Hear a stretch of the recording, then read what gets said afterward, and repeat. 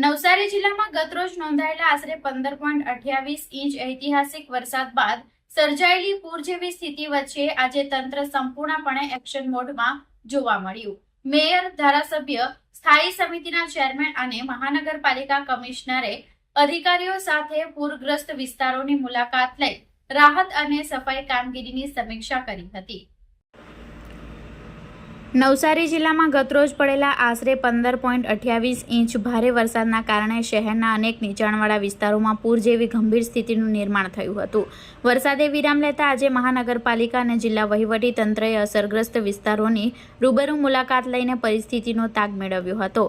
નવસારીના મેયર અશોક ધોરાજીયા, ધારાસભ્ય રાકેશ દેસાઈ, સ્થાયી સમિતિના ચેરમેન મુકેશ અગ્રવાલ તેમજ મહાનગરપાલિકાના કમિશનર જયેશ ઉપાધ્યાય સહિત અધિકારીઓએ શહેરના વિવિધ પૂરગ્રસ્ત વિસ્તારોમાં પહોંચી સ્થાનિકોની સમસ્યાઓ જાણી હતી. ટીમે વોર્ડ નંબર 2, 3, 4, 5, 6, 7 અને 13ના અનેક નીચાણવાળા વિસ્તારોની મુલાકાત લીધી હતી, જ્યાં ભારે વરસાદના કારણે પાણી ભરાઈ જતા જનજીવન પ્રભાવિત બન્યું હતું. સ્થાનિક રહીશો સાથે સીધો સંવાદ કરી તેમની રજૂઆતો સાંભળવામાં આવી હતી. મહાનગરપાલિકાના કમિશનર જયેશ ઉપાધ્યાયે પાણી ઓસરેલા વિસ્તારોમાં તાત્કાલિક સફાઈ કામગીરી, જંતુનાશક દવાનો છંટકાવ અને ફોગિંગ શરૂ કરતા સોલિડ વેસ્ટ મેનેજમેન્ટ વિભાગને કડક સૂચનાઓ આપી હતી, જેથી વરસાદ બાદ રોગચાળો ફેલાવાનો ભય ટાળી શકાય. બીજી તરફ હજુ પણ પાણી ભરાયેલા વિસ્તારોના લોકોને રાહત પહોંચાડવા માટે રામજી મંદિર ખાતે યુદ્ધના ધોરણે આશરે 3000 ફૂડ પેકેટ તૈયાર કરી તેનું વિતરણ શરૂ કરવામાં આવ્યું છે.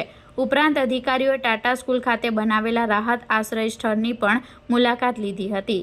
આ સાથે અસરગ્રસ્ત વિસ્તારોમાં શુદ્ધ પીવાના પાણી માટે ટેન્કરોની વ્યવસ્થા કરવામાં આવી છે, જ્યારે આરોગ્ય વિભાગ દ્વારા મેડિકલ કેમ્પ અને મોબાઈલ ડિસ્પેન્સરી મારફતે તાત્કાલિક સારવાર અને જરૂરી દવાઓ પણ ઉપલબ્ધ કરાવવામાં આવી રહી છે. ગઈકાલે નવસારીમાં 10-11 કલાકમાં 15 ઇંચ જેટલો વરસાદ પડ્યો. નવસારીની ભૌગોલિક પરિસ્થિતિ એવી છે કે કોઈક નીચાણવાળા વિસ્તાર છે, ત્યાં માટી ને કીચડ ને એવું બધું જમા થતું હોય છે. આજે સવારથી જ કોર્પોરેશનની ટીમ, અમે કમિશનર સાથે વિઝિટ પણ કરી અને કોર્પોરેશનની આખી ટીમને કામે લગાડી દીધી છે. સફાઈનું કામ શરૂ થઈ ગયું છે. પાણીના બંબાઓ પણ મોકલવામાં આવે છે. લોકો પણ સ્વયંભૂ કામે લાગ્યા છે. તંત્રની ટીમ પણ કામે લાગી છે. આરોગ્ય વિભાગની ટીમ પણ કામે લાગી છે અને સાંજ સુધીમાં જ્યાં પણ કાદવ કીચડ કચરો હશે બધું સાફ કરીને લોકોને ફરી પાછા એમના ઘરે પહોંચાડવામાં આવશે.